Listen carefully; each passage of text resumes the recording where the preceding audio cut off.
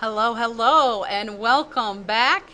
We are on P6, complex numbers. Hopefully it is something you have seen before.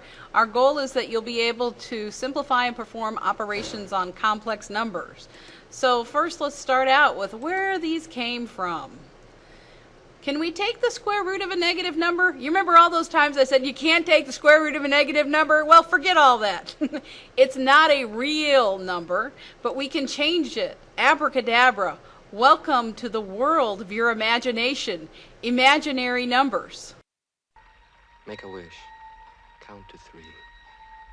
Come with me, and you'll be in a world of pure imagination. Take a look, and you'll see into your imagination.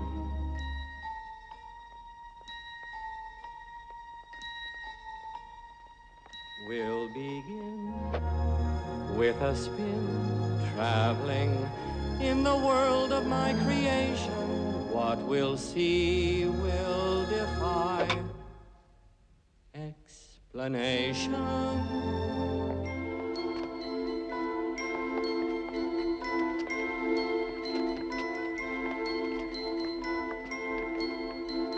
If you want to view paradise, simply look around and view it.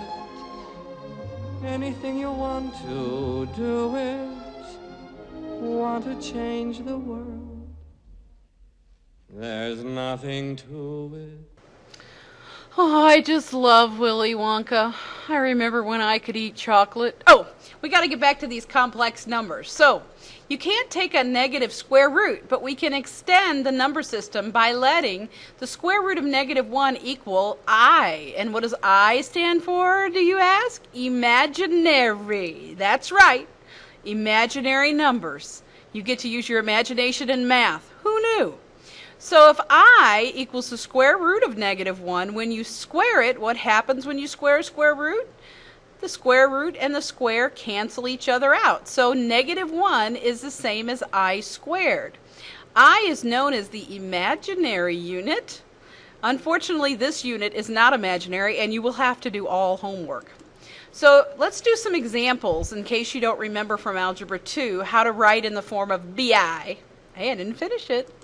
All right, -100. If I take the square root of -100, I break it apart. You can think of it as the square root of -1 times 100. You know the square root of 100, hopefully. Okay, maybe you don't know the square root of 100, but it is 10. And this is I, so that's going to be your I, and that's going to be 10. So we would say that's the same as 10I. So square root of -80, you break this apart. Remember that you look for a perfect square that goes into 80. The highest one is 16. I could let you go on and on, but let's just end the suspense right now. 16 times 5 is 80. We pick a perfect square because it's going to make the number under the radical smaller. So I is the negative part. And usually what I do is I think of this when I see a negative under a square root, I pop it out and make it an I. So we're going to have 80 is square root of 16 times square root of 5. Square root of 16 is 4. So you're going to end up with 4 times I times the square root of 5. But you don't have to write them in 3 different colors. I was just doing that for effect. All right, when combined with a real number, we get what is known as a complex number, which is in the form of a plus or minus bi. The a part is the real part, and this part is the imaginary part. This is a sophisticated notation. This means A and B are elements of the set of real numbers. A and B are both real numbers. BI is the imaginary part. When you multiply a real number times an imaginary number, it's an imaginary part. Okay, so let's see a little bit more with these complex numbers. So the conjugate of a plus bi is a minus bi. I know, conjugate. It has many other meanings.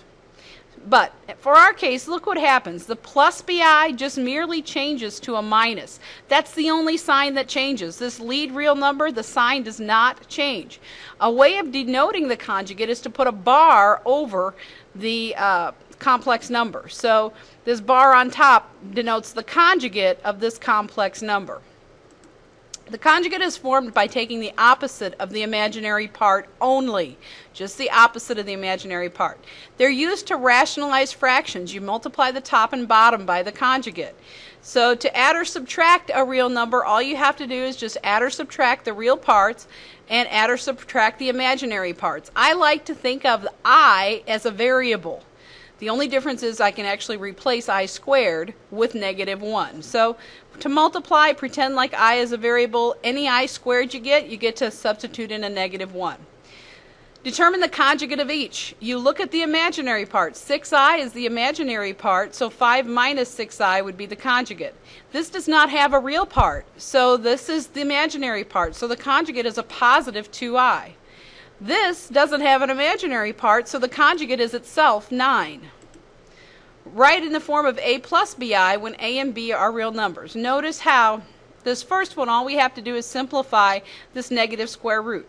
So the negative pops out, and you'd have I times the square root of 4. Square root of 4 is 2. So you're going to have -5 plus 2i.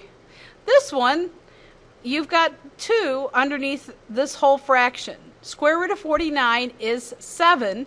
The I comes out from being a negative under there, so the negative pops out and becomes an I. So that's going to be 4 minus 7i over 2. You'd say, hey, that's pretty good, but they wanted it as a plus bi. They wanted only a real part and only imaginary part. So the 4 over 2, you can place both of these terms over 2 and simplify it. So it'd be 2 minus 7 over 2i. Now the question is, will I be so picky as I will not accept this answer over this answer? I will accept this answer as fine, but just so you realize that on sometimes multiple choice tests, they want this one when it says a plus bi, and you can simplify it down a little bit. Let's do some practice with this. The key to this, again, is treat I as a variable and then replace I squared with -1. So just like you'd add 5x plus 3x is 8x, you're going to do the same thing with the i's. Here we look at our like terms. The 2 and the 6 get combined for 8. And the -3, -4i, they're both like terms. -3 plus -4 is -7. So my answer would be 8 minus 7i. When you multiply, you can FOIL out, but if you notice, this is a difference of squares. So we would end up with 4 minus 9i squared. Bingo! We have a winner. I squared is -1. Put the -1 in place of the I, and you'd end up with 4 plus 9, because minus 9 times -1 would be a plus 9. Now, that would change your sign. So you end up with 13 on that one. Number 10, we're going to FOIL out. So the first term is 2 times 1, which gives us 2. The outer term is 2 times the 3i, which gives you plus 6i. Inner term is I times 1. A minus I times 1 is going to give us a minus I. And lastly, minus I times 3i gives us a minus 3i squared. I can combine these two together. 6i minus I. They're like terms, so I get a 5i there. So 2 plus 5i. And then minus 3i squared. I squared is a -1, so this becomes a plus 3. Minus 3 times -1, so you end up with 2 plus 3, which is 5, plus 5i. That's it. You should never end up with an I squared in your answer. I to the 5th. I'm going to break this down as I squared times I squared times I. Why would I pick the I squared? I squared equals -1, so I know that's going to cancel out. So I end up with -1 times -1 times I, which just gives us I. 2 over I. Remember, I is the square root of -1, so you have to rationalize. You cannot have an I in the denominator. To rationalize, you're supposed to multiply the top and bottom by the conjugate. That's why I picked a -I here. You'll see why in a minute. So this is going to be -2i over the opposite of I squared. What's the opposite of I squared? The opposite of -1, which is 1. That's why they do the conjugate. So you end up with -2i as your final answer. Number 13, you have to multiply by the conjugate of 4 plus I. Conjugate of 4 plus I is 4 minus I. So I multiply the top and bottom by 4 minus I. You're going to FOIL out the top, just like you would if I was an x, and then replace any I squared with -1. 4 plus I times 4 minus I is going to be 16 minus I squared. Yippee skippy, no more radical in the denominator. If you FOIL the top out, you'd end up with 12. outer is minus 3i, inner is minus 16i. That gives us a minus 19i. Negative 4i times a minus I is plus 4i squared. Then you go through here and replace these I squareds with negative 1. So you'd end up with 12 minus 19 minus 4, because plus 4i squared would be plus a negative 4 or minus 4. Minus I squared is going to be plus 1 because it's minus a negative 1. Combine your like terms, you end up with 8 minus 19, all divided by 17. If you want to get fancy schmancy, put the 17 under the 8 and the 17 under the 19i, and you can separate them. Now, this last problem I want you to do on your own. It's guided practice, so I want to check to see if you can multiply and rationalize your i's. So that's going to be something for you to do on your own.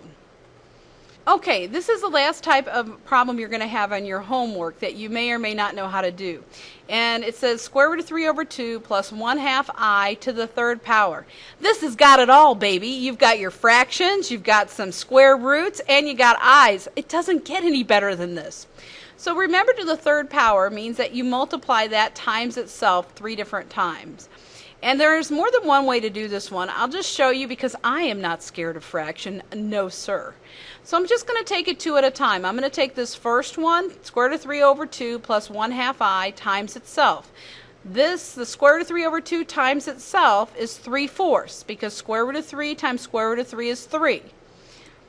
The outer and the inner. So when I take the outer term, I get 1 times square root of 3 over 2, or over 4 times I, and the inner I get the same thing. So it ends up to be 2 square root of 3 over 4 times I, and then 1/2 I times 1/2 I is 1/4 I squared.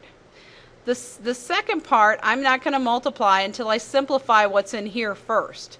If you notice, you've got 3/4 times 1 plus 1/4 I squared. This is the same as minus 1/4.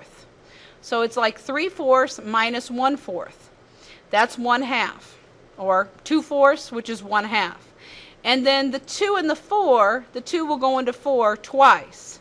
So that first thing will simplify to 1/2 plus square root of 3 over 2 times I. Looks kind of familiar. Then I'm going to multiply it times this second guy. All I did was bring him down, and now I'm going to multiply this out and FOIL it. 1/2 times the square root of 3 over 2 is square root of 3 over 4. Then you have the outer, which is a 1/4 I, the inner, which is 3/4 I. So you end up with square root of 3 over 4, 1/4 I plus 3/4 I. Then you have square root of 3 over 2 times 1/2 times I, so that you get square root of 3 over 4 times I squared. Well, if you notice, square root of 3 over 4, this is going to be negative square root of 3 over 4. That will cancel out. And 1/4 plus 3/4 is just 1. So all of this equals just I. Isn't math beautiful? All right, well, tomorrow, hopefully, if you are having trouble with this, I can help you with the activity, the book work, and we'll get it down. I am very much hopeful that you have seen the I's before, and that this was a good enough review that you can rock and roll on the assignment. I'll see you tomorrow.